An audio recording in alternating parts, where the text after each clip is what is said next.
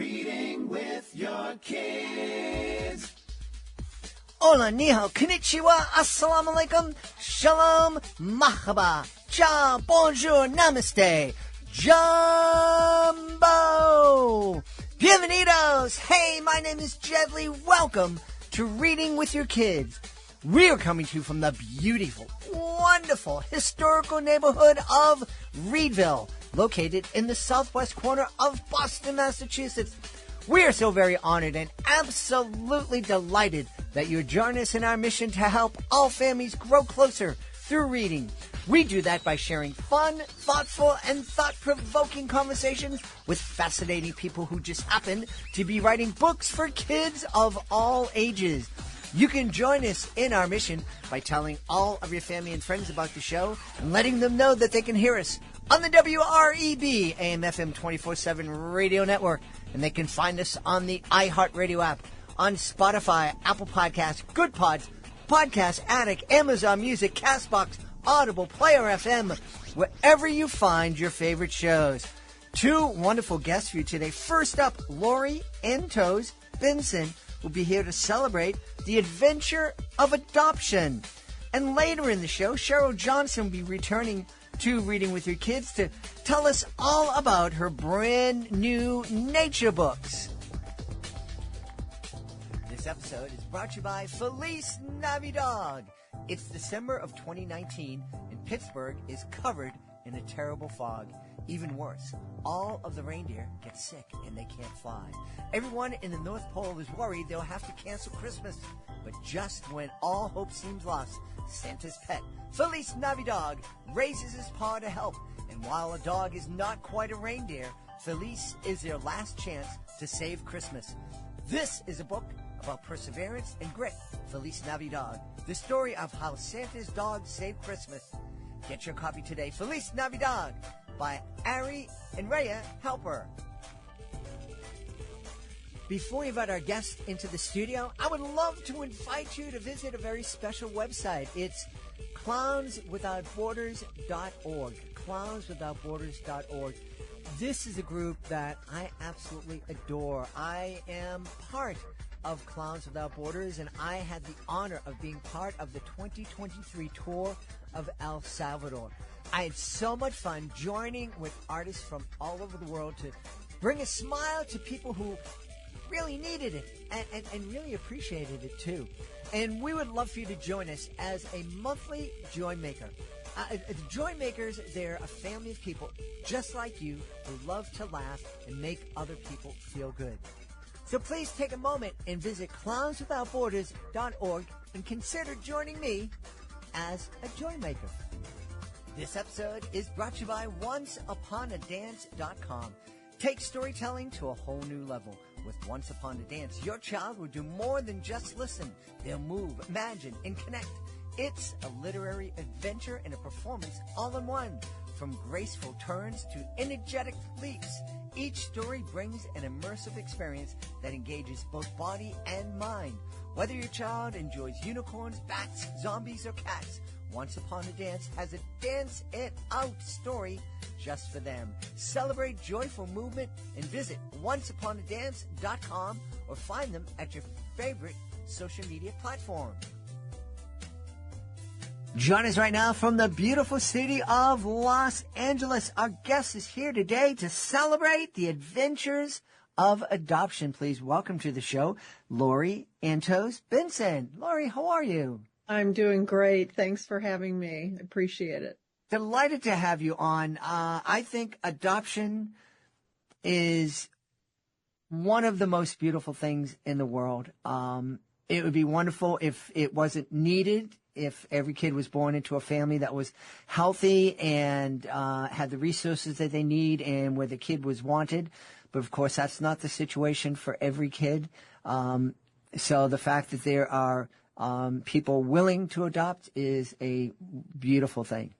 Absolutely. And not just willing, but it's their dream to adopt. So I think it's a situation where it can be win-win-win for everyone involved.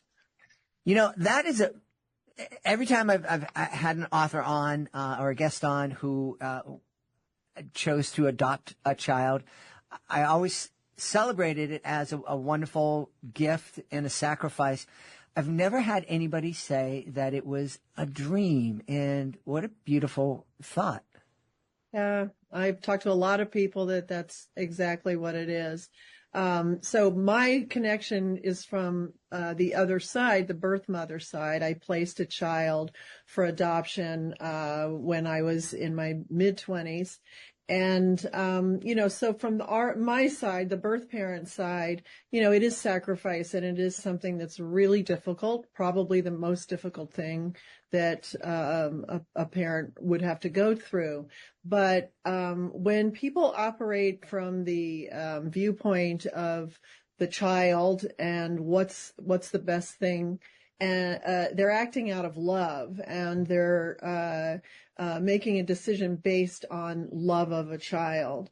And when that happens, you have to see what's going to, progress, what's going to happen in the future. Nobody has the crystal ball to see, but I just believe that if you act out of love, as life unfolds, it can even be a wonderful thing for the birth parent. And in my case, it was. In my case, it has enhanced my life, my husband's life, my children's life.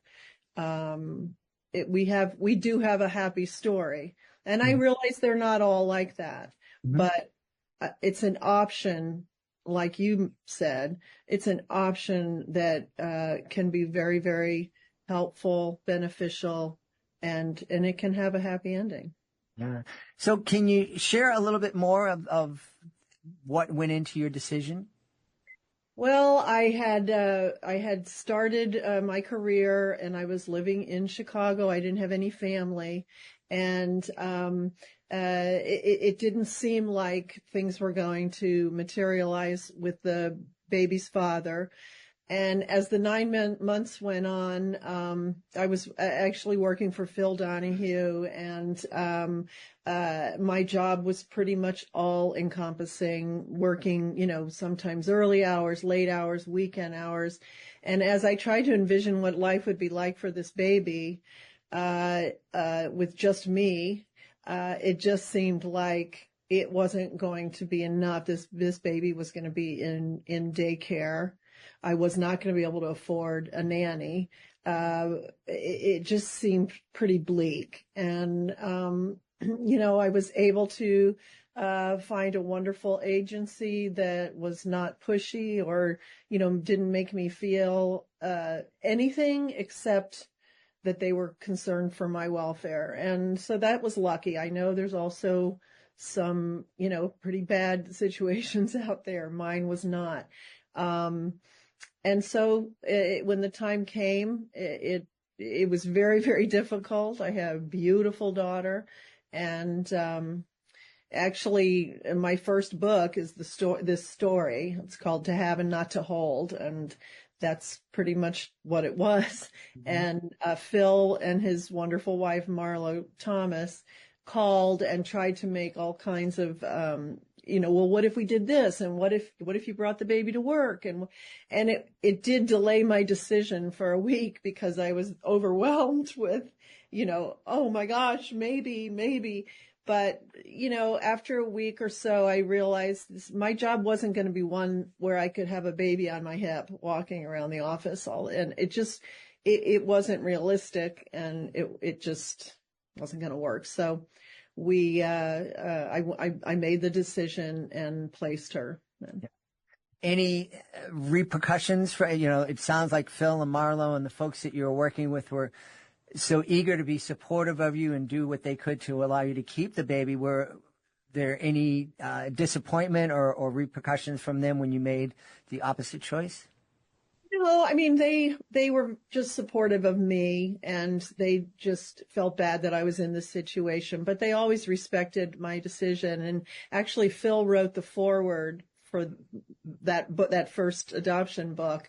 And he said, I should have known that she was making the decision best for her, and all like that. It was beautiful. He was a very, very supportive person in my life. One of the things that you said earlier, that decision enhanced your life and your husband's life and your kids' life. In what ways? So at 16, my daughter Kate wanted to meet me, and it was a closed adoption, but it was a dream come true for me. And I had made it very easy. If she ever wanted to, it would be very easy to make it happen. So yeah, we set it in motion, and she came with her adoptive mom. And, one of her goals was to meet her three sisters that my husband and I had in the meantime. And it just was amazing. It was just an amazing weekend, and everyone bonded. I think one of the biggest bonds that came from that weekend was between her adoptive mom and I.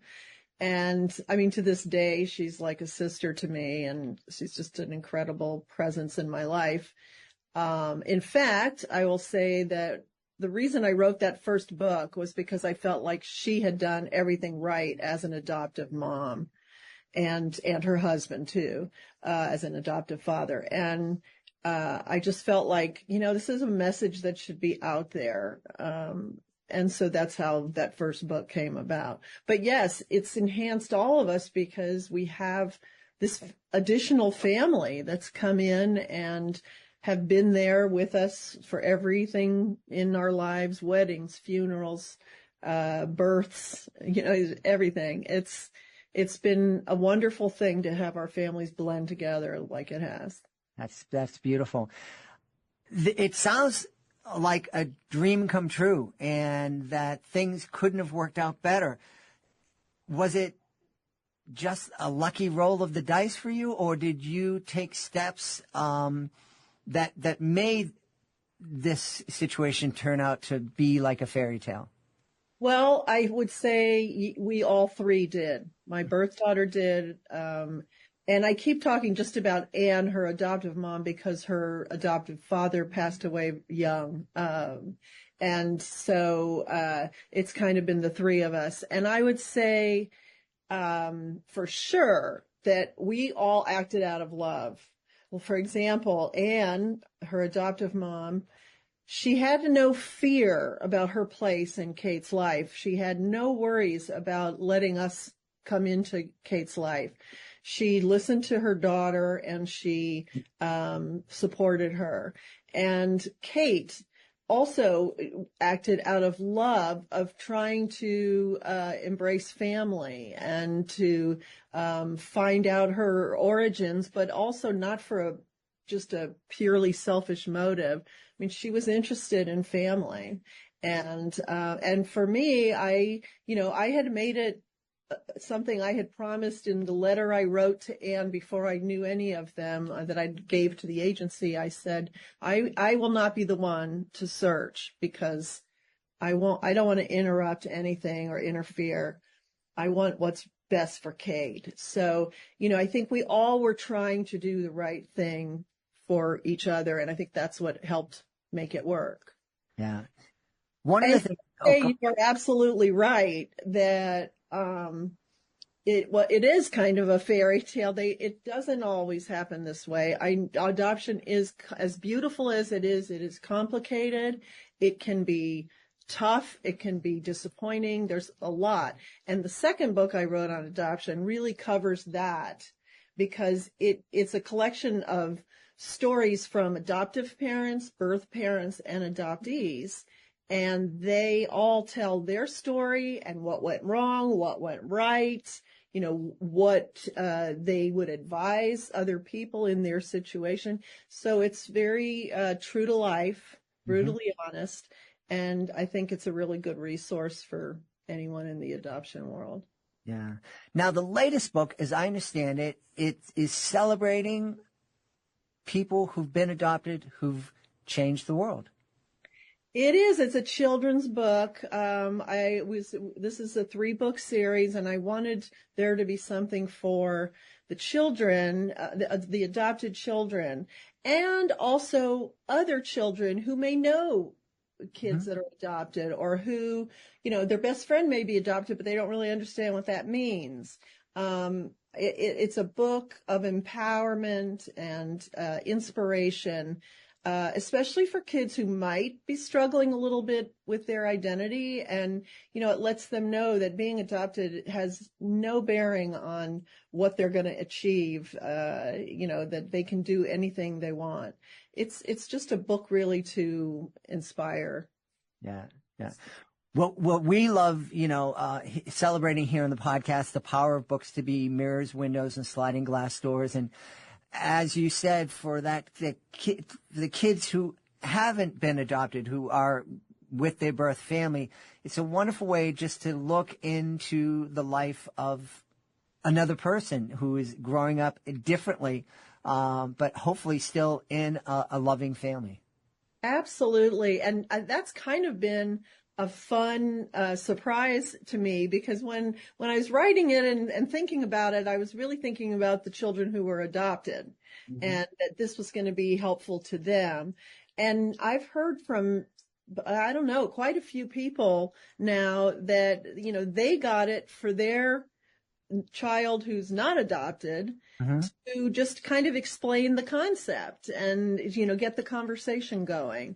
And that's very fulfilling to me. I love that it has these dual purposes. Yeah, absolutely. I'm curious, who are we going to meet in this new children's book that's going to surprise us to learn that they were adopted? Well, some guests, I think, are pretty open about it. Kristen Chenoweth's in there, and she's been very open, has a good, happy story. But Nelson Mandela's one, and his is, I love his because it's very different. He was actually royal in a tribe and considered royal, and it lost his parents, and so he was raised and adopted by another higher up in the tribe, and then we all know what he went on to do: become president of South Africa and do so much for just awareness of race inequalities and everything else. Yeah. I think Steve Jobs and Simone Weil, these are people that you do know were adopted, but they're great stories. They're really good stories, yeah. So how did you research these different folks' stories? So I, just started doing a general who's well-known and adopted, and then just started to narrow it down and find stories that I thought were both, something that you could get some historical facts about, and also, were really interesting, different stories.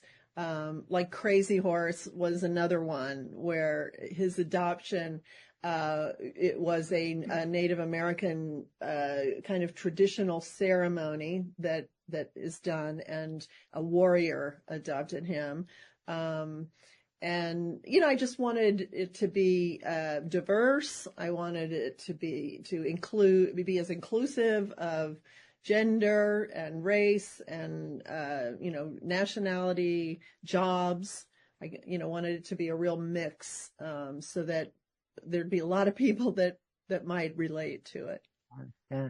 You mentioned that there was Nelson Mandela's in a different country. What are the attitudes of adoption? Are they pretty much universal around the world? Do most societies have the same kind of idea that adopting a kid without a family is a blessing and a real gift? Or are there other attitudes that might surprise us?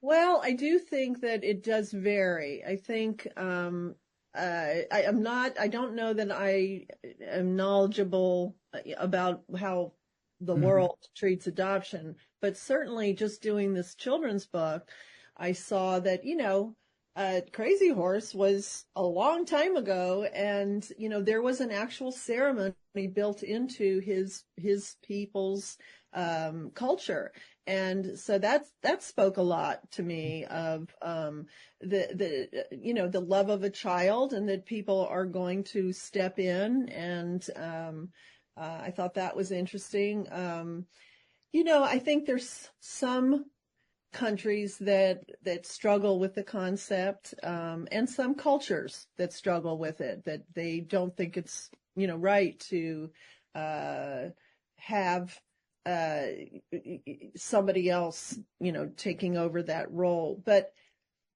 there's a lot of children that need help, and I think that we need to have an open mind about how we're going to do that. Yeah.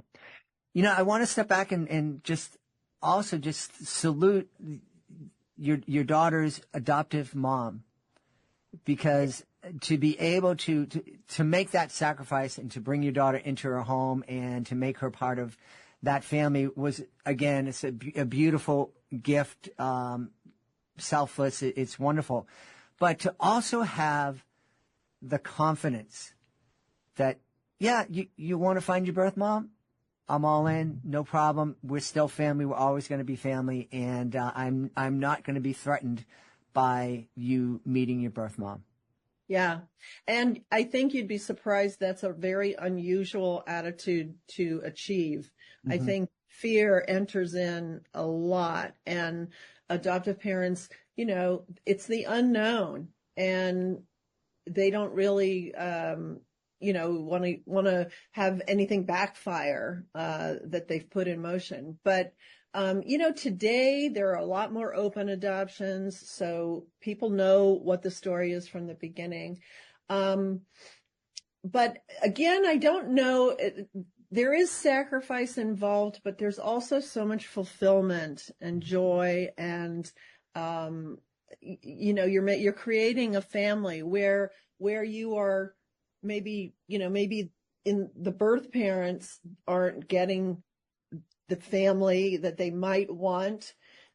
The timing's wrong, or the person is wrong, or something is not where it should be when that decision is made. And so now there's a creation of a family where you are placing your child in trust that, this is going to be a better life for them. So I would say you have to just think of it in terms of the child and what you're doing for the child. And the same with the adoptive parents. It's a gift. It's a gift, and I've heard one adoptive father say, it's not what we're doing for her. It's what she's given us, Yeah. Don't look at it, what a gift I gave to her to bring her into our family. Oh my gosh, we are so blessed to have her in our family. And I think that's the way you look at it. That's beautiful. What message might you have for a young woman who is in the situation you were in back when you were 20 and doesn't know what to do? Whether it's to give a baby up for adoption, keep the baby and struggle, or terminate the baby. What might you have to say to that person? Well, obviously it's her choice, and, it's a difficult one when you're in a situation where you just don't know. But I would say that it's a life that you just never know who these people are going to become and what they're going to do in this world. And if you truly can't first choice is to stay together. First choice, always. I think universally people feel that way. But if the circumstances are tough and you just do not think it's right, I would say giving that baby a chance is just, I just think I don't know. For me, I had to do it because I just felt like this baby didn't do anything wrong and deserves a chance. Yeah.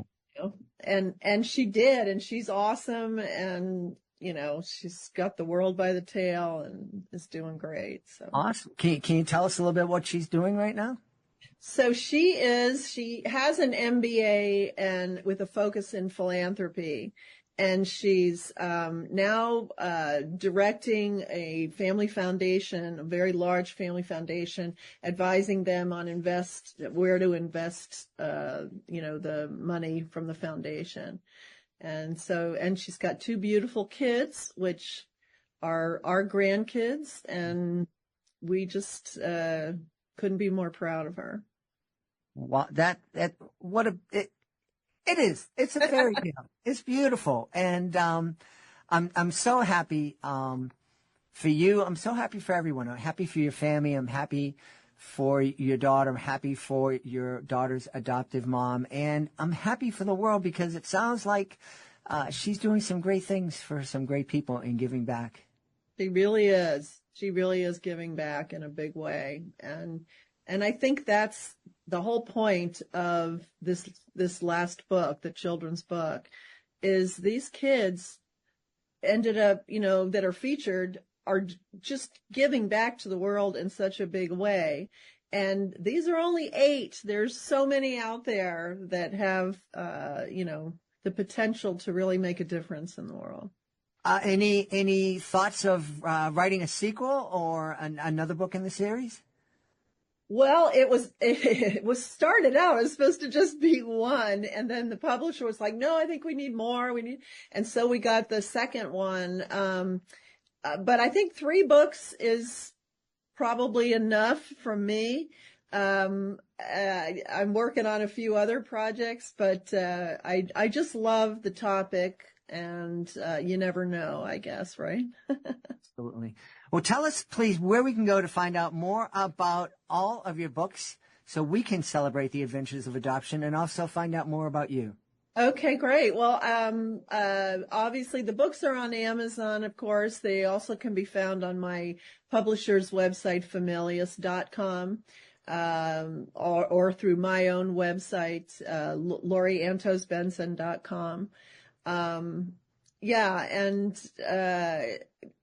I just hope people will visit and give it a chance. You don't have to have an adopted situation yourself to learn more about adoption, for sure. We've had a wonderful time speaking about the joys and struggles of adoption with our guest, Lorri Antosz Benson. Lorri, thanks so much for being with us. Oh, you're so welcome. It's been a pleasure. Appreciate it. This episode is brought to you by the Logan series. 3 wonderful books written by Christine Ritchie McNamee. Logan and the Missing Masterpiece, Logan and the Lost Luggage, Logan and the Missing Jewels. Logan and the Lost Luggage is a Reading with Your Kids certified great read, and all 3 of these books feature Logan, an adorable Cocker Spaniel who travels the world with his magic bone.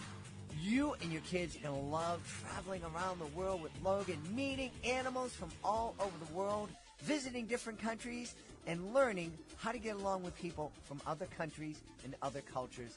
It's a beautiful series of books. Our Reading with Your Kids certified great read panel loved Logan and the Last Luggage. We know you're going to love all 3 books. Check it out today. The Logan series by Christine Ritchie McNamee. This episode of Reading with Your Kids is brought to you by Snoodles in Space, Episode 2, The Zoodles Strike Back, written by Stephen Joseph and illustrated by Andy Case. In this 3rd installment of the Snoodles series, the Zoodles are determined to have their revenge. With the help of a grimy millionaire who's fallen on hard times, they intend to poison the Earth's water supply and turn everyone into willy-nillys and dilly-dallies. Can Brianna and Ricky save the Earth again? Will the outcast kids on the other side of the track rise to the challenge and help save the world?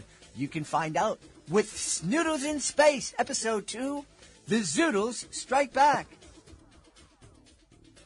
Join us right now from the beautiful state of Texas. Our guest is returning to Reading with Your Kids. Please welcome Cheryl Johnson. Hey, Cheryl, how are you? Hey, Jed. I'm great this morning. Thank you so much for having me back. I'm delighted to have you back. Cheryl was, in addition to being a past guest, a couple times you were on the show. Yes. Cheryl and I were both out at the Indie Author Summit in Kansas City. What a great time that was, huh? It was really fabulous. And for me, one of the goals I set was I wanted to really network and make connections with other authors and build that personal community for myself. So I did. I met some people who have been great inspirations for me. I met somebody who has become one of my very best friends. And it's just that you cannot underestimate the importance of developing that community. So it was a lot of fun. Absolutely. Cheryl writes nature books and books that are getting kids out into nature. Where does that passion to help kids connect with nature, where does that come from for you? You know, that's a really great question. I'm in the process of doing some author visits based on one of my books, and the theme of it is developing your creative voice. And as an author and a writer for these kids to get them excited about writing. And one of the things I talk about is that my personal journey started in a very unusual way because it started with photography. And I talk about my photography journey and finding the right type of photography that worked for me and my interests. And I went through landscape, I went through architectural photography and item photography, and finally landed on nature photography and discovered my passion and discovered that I could tell stories through my photographs. So that's really where my author journey started, because I really developed this passion for nature photography. And then on a fluke one day, a friend of mine called me up. I'd never in a million years said I wanted to become an author, ever. It was never on my radar. And a friend of mine called me up and said, "Do you have any cardinal photos?" And they're a very common bird in our area. And I said, "Yes, I have about 1 million. Not quite 1 million, but pretty darn close." And she asked if I would do a book for her goddaughter as a present. So as I'm putting this book together, for the first time ever, I added actual words with my photographs and discovered something. I really enjoyed it. I enjoyed that journey of telling with words the story of these creatures that I had just for so long been doing just through my photographs, and stumbled into this amazing journey as a author for children's books. Yeah. That must be neat, creating a book for one person, and you have that person in your mind as you're creating the book. Now that you are creating books for the world, as you're creating them, do you still have one child in mind, whether it's your friend's child or you as a child or a child you met at an assembly, or are you thinking that you're creating books for the world? So here's the funny answer to that question. I create the books for me because I feel that if you want to be successful in this business, you have to bring a passion to the table. And if I'm not passionate about what I'm writing about or the story I'm telling, I don't think that there's going to be any energy in the product I produce. So I really do write the books for myself. And shockingly, people enjoy them, which is really rewarding. Well, I think for a lot of creative people, that's a fantastic business model, if you would. You create in the podcast world. Joe Rogan, he talks to people he finds interesting, and it just so happens 50 million people every episode agree with him and find the people interesting. So I think that that's a great kind of way to go creating. Just kind of find out what interests you and write about that. Absolutely. And that's when I do the school visits, that's something I start talking to the kids about, is when you start writing, you have to write about things that excite you. Yeah. Absolutely. As a photographer of nature, because I've taken pictures over the years, I've never fancied myself a photographer, but there certainly are pictures that I've taken that stand out, or pictures of me that people have taken that have stand out. Is there one or two or 100 photos that you've taken that really kind of is always there in your mind? So I am truly not exaggerating when I say that I have probably taken over 1 million photographs. I was looking at my library the other day, and there's about 100,000 of them in there that I've saved. Um, I don't know. There's not, the one I'm thinking about the most is the one I took most recently. We had some baby raccoons. We live in the country. So I looked out my window one day and I see a little bundle of fur wrapped around my bird bath. And it turned out to be 3 bundles of fur that were these little baby raccoons. And they climbed up to a tree and kind of got in a bundle of, 3 faces sticking out in posed for me. And I took some photos. And so that's the one that first comes to mind. But the reality is that my photographs, they say a good photograph should tell a story. And when I look at my photographs, they tell me individual stories of my life, where I was, who I was with, the experiences that I was having. And so all of my photography brings me such an amazing amount of joy. Not just sharing the story of these creatures and sharing space with these creatures, but the people I was with and the places that I visited. And so I don't have one. I've got thousands, and that's such a great gift to have so much joy wrapped around these photographs that I've taken. Yeah. I bet kids, and I don't know if you talk about this in your presentations to kids, I bet you they'd be surprised and maybe even horrified to think that it wasn't all that long ago when you took a picture, you were limited to how much film you had, and you had to be really mindful of the pictures you were taking, because you might only have 36 that you can take, and then and you don't know what it's going to look like until you bring it to Photomat or you develop it yourself. So what's funny is I've been doing photography all my life, so I remember the days of film. I really started delving into nature photography when digital photography was a reality. So my reality was I pushed down on the button and take, my current camera takes anywhere from 10 to 20 frames per second. So it sounds like a machine gun going off. And so, I can go away from a day of shooting with 7,000 to 10,000 photographs. Which, I tell the kids I've got 100,000 photographs in my library, and they're really overwhelmed. So that's funny for me to think about. For me as a photographer, what did nature photographers do back in the day when they really were shooting 20, or 30, I think 24, 36 shots per roll of film? Mm-hmm. You really had to plan that shot. Mm-hmm. And you've taken bird photos or nature photos. Mm-hmm. Nature isn't terribly cooperative. Mm-hmm. And I look at some of the photos that those photographers got back in the day and think they were truly, truly gifted. Mm-hmm. Now we have the luxury of, we can just keep shooting until we get the photo. So it's a completely different experience. But I still think, you've got to develop that eye, and you've got to know what's a good photograph. Because I may go out and take, 100 photos of a creature. That doesn't mean I got 100 good photos. And there are times when I don't get a good photo, even if I take tons. So it's still an art, and it still requires some skill and practice.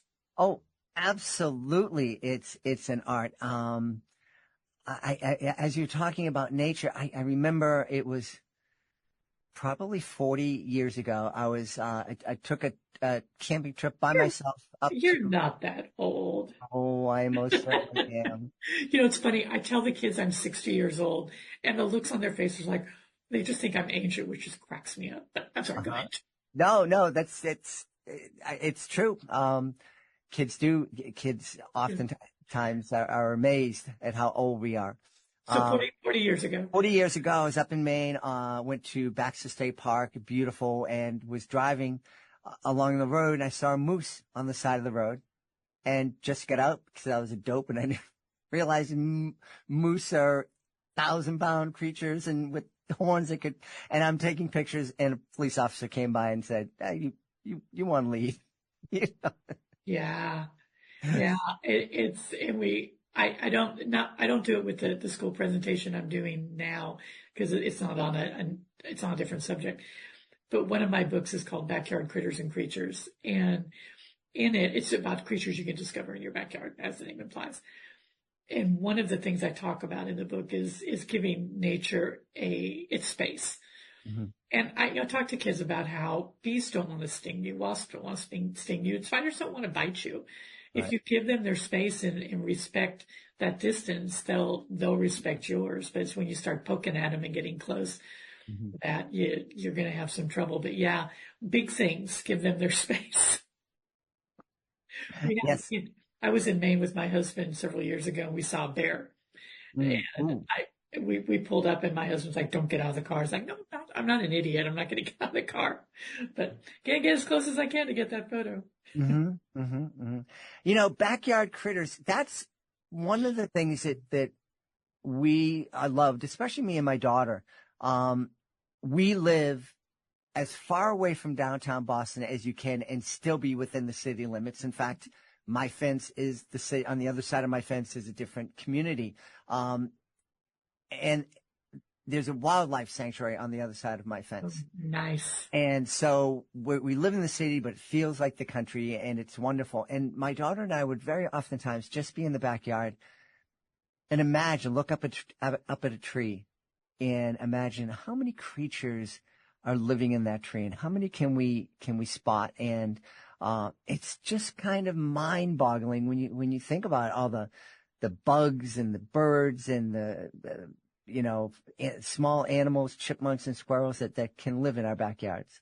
It's funny. I think the last time you and I spoke, I was living in a camper while my husband and I built our house, and so we're in our house now, and we're on the land that we live on is the land that he grew up on, and so I have a home office, and I've got a big picture window, and outside of it, I have a bird bath, and I put bird feeders, and it cracks me up. I'll be sitting here and say, "Oh, honey, we've got green jays at the feeder." And he'll come out and like, "I've just never seen those here before." It's like, well, baby, you've never looked. I mean, you've just never been aware of all the variety out that we have right outside of our door.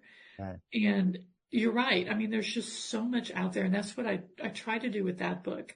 And I wrote it when we were living in town. And most of the creatures that are in the book are creatures I've seen in my neighborhood or in my backyard. And it's amazing when you start looking what you can discover. Animals and bugs and birds and just all kinds of things. Just right outside your door. Whether you live in the city or whether you live in the country, there's just so much out there. You made an interesting comment, when we look. Yeah. I think that's one of the things that in this digital age, when we're able to look at a screen and you're in Texas, I'm in Boston, we can see each other and talk to each other. And that's distracted us to the point where adults, and especially kids these days, they don't go outside. And I mean, I remember just, getting thrown out of the house in the morning and told not to come back until the street lights come on. And, Me too. and so you had to look because it was so much, and there were no distractions, and you could find bugs and let them crawl on you and just check out what's going on in your neighborhood. It's, I really feel bad for a lot of kids. And I think one of the reasons I love your books is that I think this is a great way for parents and kids to remind themselves that we have to look around us. We do have to look. And part of my journey with the photography and in the books was, prior to picking up my camera, which was 2016 when I discovered nature photography, I was a self-professed couch potato. Nature was scary. Things bite you. Alligators try to eat you. So I had no interest in getting out into nature. I had certainly never explored our Texas state parks until I picked up this camera and started exploring. And that was 2016. So it was 8 years ago. I am continually amazed at what we have that is around us that I never knew. Even just my backyard birds. Walking around my neighborhood when we lived in town, I think my count was 60 or 70 different birds just in our neighborhood. And then when I branched out and started looking at the insects and the reptiles and the amphibians, we had frogs living under our patio. and there is such amazing diversity right outside our doors. And that's one of the things I try to do with the books. When I do my presentation, I talk to the kids about telling a story with my photographs. And so I throw on the screen 5 or 6 photographs that I've taken, and the kids ooh and ah. They are amazed by nature. And when you show them, these are some of the things that you can discover when you get outside, they are genuinely interested and genuinely intrigued. And that's what I try to do with my books, is to tell kids, this is what out there. But I do have one book that's about the rainforest, but most of the books are about just common everyday creatures that you can see that don't take a lot of skill to find and discover. And I try to tell these kids, get outside and start looking. These are some of the things that you can discover in your own backyard, in your own neighborhood, in your own park. Nature is incredible. Mm-hmm.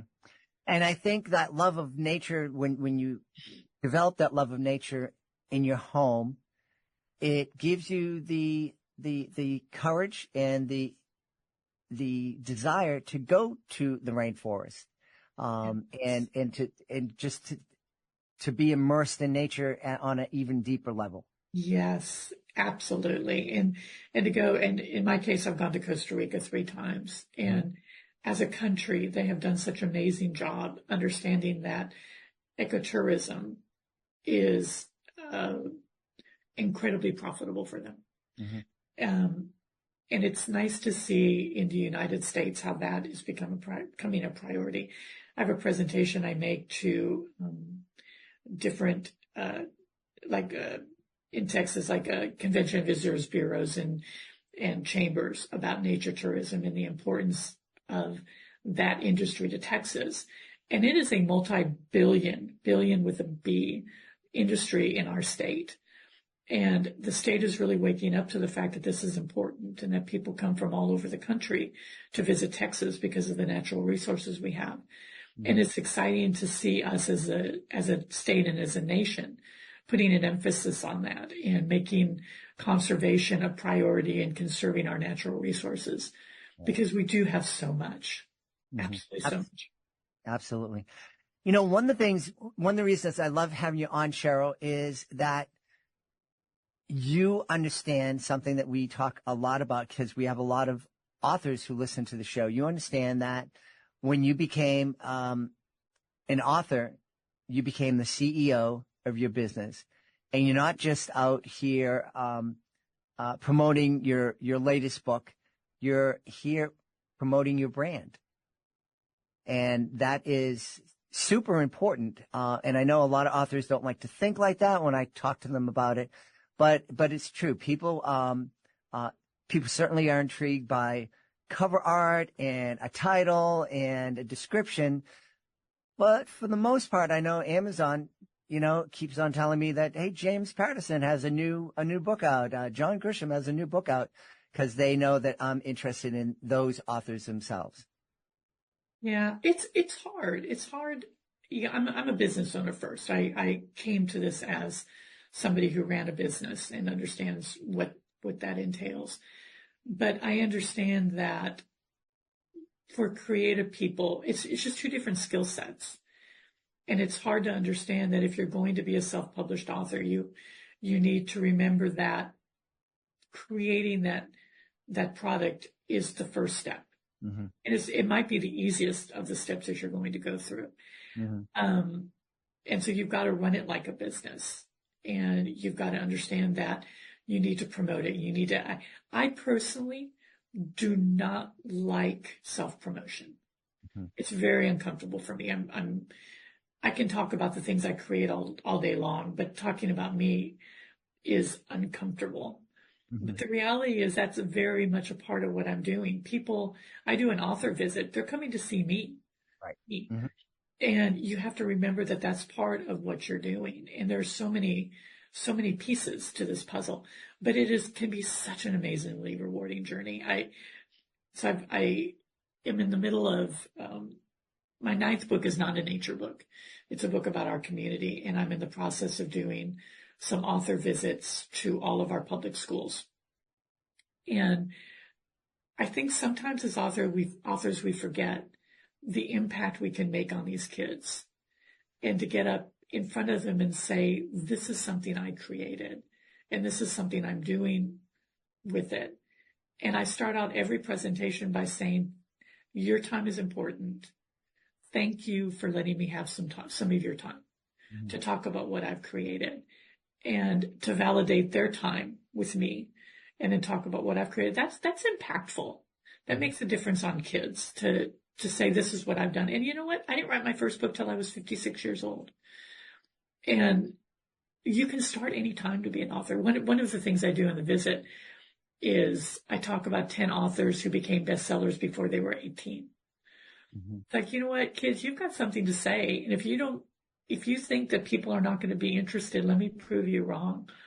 And they laugh, and they're excited, and they're empowered by that, to know that you don't have to be an older person. You don't have to be an adult. You can be 9 years old on the playground and come up with a story that becomes a best-selling book. Because people have done it. It's fun. It's really fun.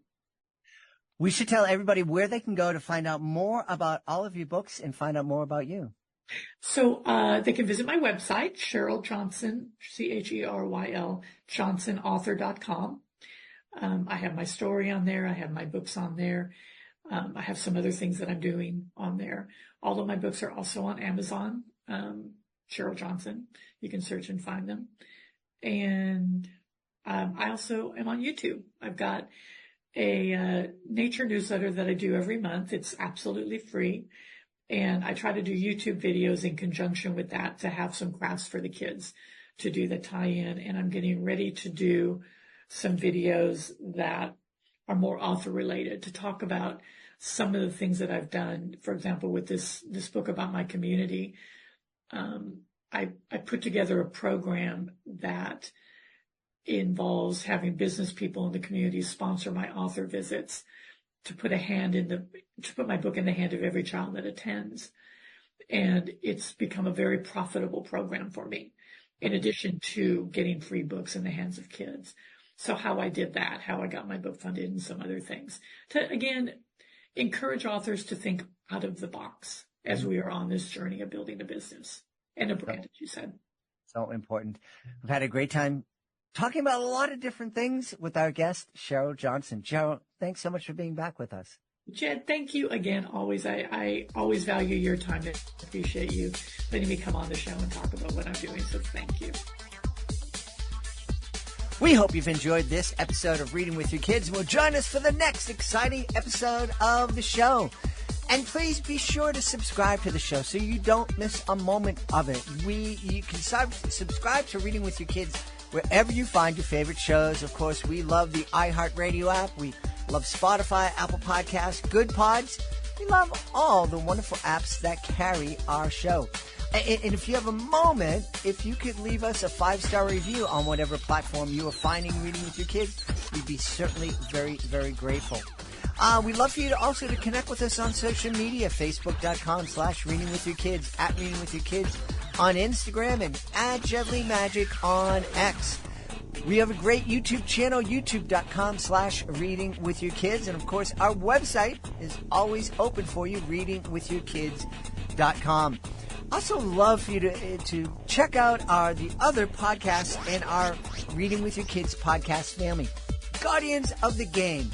It's a wonderful, wonderful show. It is based on D&D. If you're a fan of Dungeons and Dragons, you understand how much fun collaborative storytelling can be. One of the things that I love about Guardians of the Game, it is completely family friendly. I understand that a lot of the D&D based podcasts that are out there, and I hear there's a lot of them, they lean on the adult side, kind of PG-13, kind of R-ish. Guardians of the Game, it is family friendly. You're going to love it. It's really an exciting podcast. Please do check it out. Again, you can find that wherever you find your favorite shows. And the latest in our podcast army is the Connecticut Book Festival's podcast. We're celebrating the vibrant stories, unforgettable characters, and brilliant authors who call Connecticut home. Now, whether you're a lifelong resident of Connecticut or you just love discovering great new books, this is the podcast for you. And again, it can be found on the iHeartRadio app, on Spotify, Apple Podcasts, wherever you find your favorite podcasts. I want to thank the folks who made today's show so wonderful. Chris, we'll start by thanking our guest, Lorri Antosz Benson. Please be sure to check out The Adventure of Adoption. Also want to thank Cheryl Johnson. Be sure to check out all her wonderful nature books. I want to thank my amazing team, Fatima Khan, Chris Doherty, Rory Grady. I want to thank my beautiful wife for all the support she gives me. Most of all, we all want to thank you. Thank you so much for taking the time to join us today. And as always, thank you so very much for taking the time to make the world a better place. And you do that every time you read with your kids. I'll be looking for you in the next episode of Reading with Your Kids.